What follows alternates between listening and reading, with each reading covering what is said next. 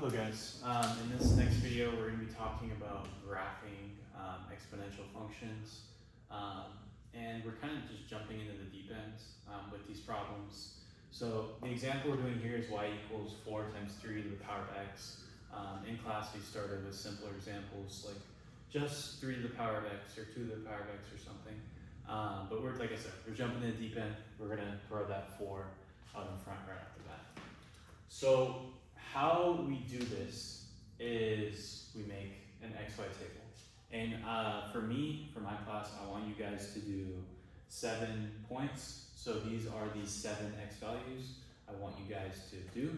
So all we're doing for each of these x values, -3, -2, -1, 0, so on and so on, is we're taking each of these x values and we're replacing x here with each of those numbers. Whatever we get out of that, we put for our y, and then we graph that point on our graph. So first things first, we have 3 negative x values. And before we get into these, you guys need to remember the negative exponent rule. So this told us that if we ever had, I'll just do the first one.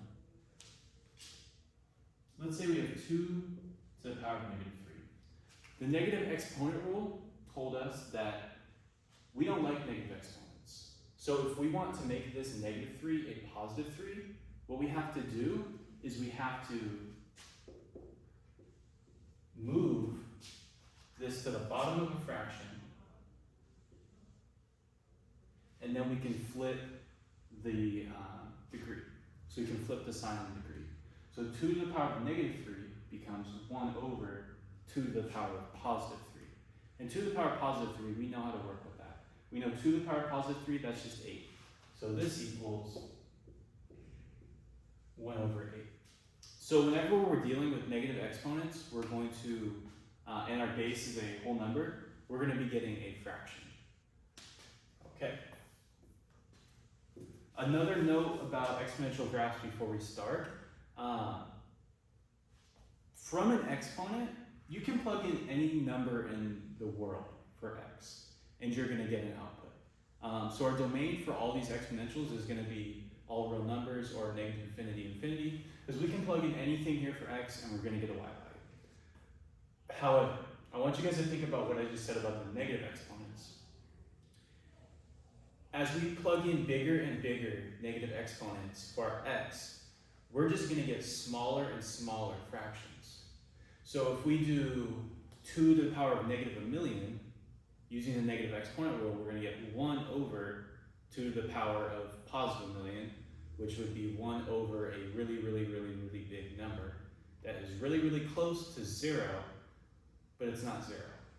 So if we're thinking about it like that, and if we plug in a positive number, obviously, into an exponent, we're going to get a big positive number. So thinking about that, it should make sense that all of these exponential graphs, we have our x-axis here, they should never ever go beneath the x-axis. Since, like I said, they never actually hit 0. Even if x is a super duper big negative number, we're still going to get a fraction that's really close to 0, but it's not exactly 0. So our graphs are going to end up looking like something like that. That's a horrible drawing. But it's really steep at first, and then as we go further to the left, the line just really straightens out, and it gets really, really, really, really, really close to that x-axis, but it never actually hits it exactly. All right, so now off to our problem. So we're just going to go point by point. So let's start with -3. We have 4 times 3 to the power of -3. And now you guys need to think back to PEMDAS. So what do we do first? Do we multiply, or do we take the exponent? If you think back, you should say, oh, we do the exponent first. So the first step for all of these is you're going to be taking care of this. You're going to be dealing with the exponent. So our first step is 3 to the power of -3. So this 4 just comes along for the ride. And we're left with 3 to the power of -3, which you guys should know is 1 over 3 to the power of +3. This just equals 4 times 3 to the power of 3 is 27. So 1 over 27. And then now, how do we multiply 4 times 1 over 27? You guys need to remember that 4 is the same thing as 4 over 1. So you're just going to multiply what's on top with what's on top, what's on bottom with what's on the bottom. So 4 times 1 is 4. 1 times 27 is 27. So we get 4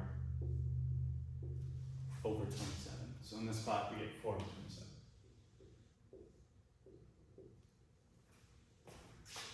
We're just going to keep on doing this now.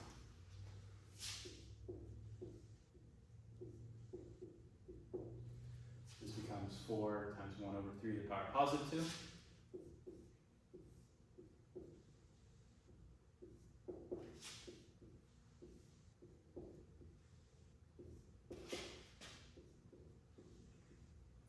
This is a point now where, if you guys want to do this problem with me, you can start doing that because, like I said, this is plugging and chugging. Make sure you're getting the right answer. Make sure you're not just plugging this in the calculator off the bat. I want you guys to actually show that you know the negative exponent rule, that you can multiply rationals.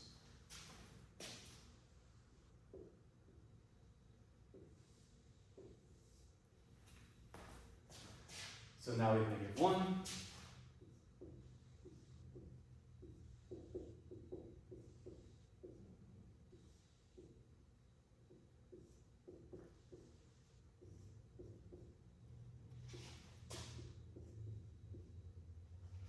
So in this spot we get 12 over 3.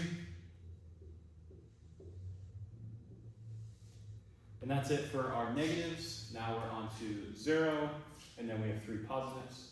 So for 0, you guys need to remember the 0 exponent rule that told us anything to the power of 0 just equals 1. So we have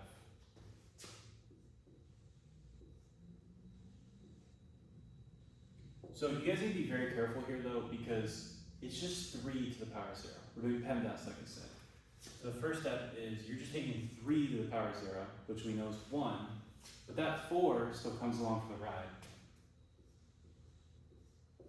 So this really equals 4 times 1,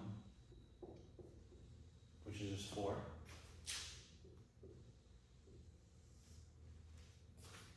Next we have 1, so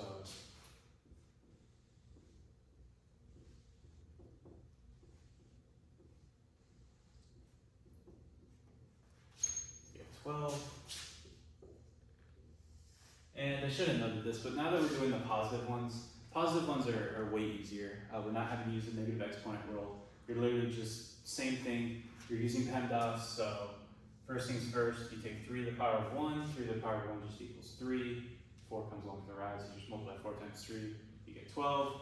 Same thing for the next two. 3 to the power 2 is 9.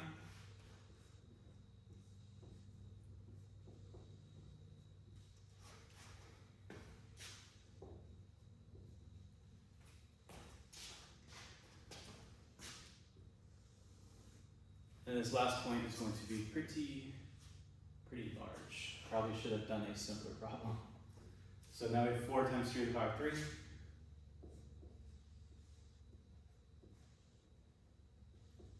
3 to the power 3 is 27. And then 4 times 27 is 108.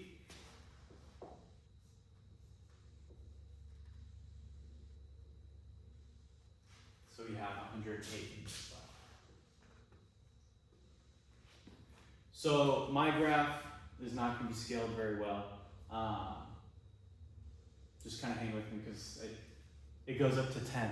I'll add 12. Say 12 is right here. But obviously you don't have to worry about counting up to 108. So let's start with these points.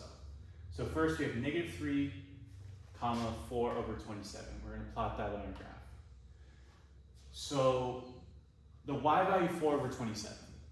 I obviously don't expect you guys to exactly know where that goes on a graph and say, that goes exactly at that spot right there. You're just kind of eyeballing it, right? So 4 over 27, we know that's a fraction that's between 0 and 1, and it's a lot closer to 0 than it is 1. So remember, we have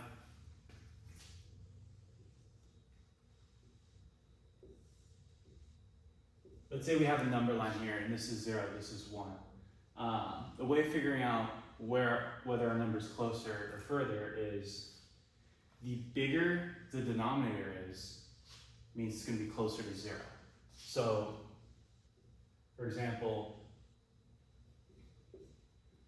4/27 is going to be about over there. The bigger the numerator, it's closer to 1. The bigger the denominator, it's closer to 0.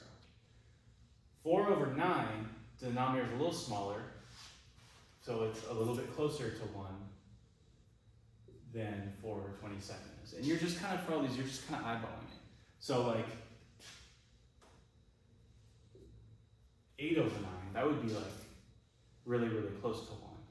And if you remember, 1/2 is just directly in the middle. So you're just kind of eyeballing these. If you get confused at any point, just know that these points are all going to be pretty close to 0. So if you get lost, just put a point on your graph that's pretty close to 0, and it will probably be right. So -3 4/27, let's say that's like right there. -2 4/9, a little higher, but still really close to 0. -1 4/3, that's a little higher. 0/4, we start to go up faster. 1/12, and then 2/36, let's just say 36 is, I know it's not, but let's say 36 is right there. And then let's say, let's say this is 108. I know that's not scaled correctly, just kind of go with the flow. So 236, let's say that's right here.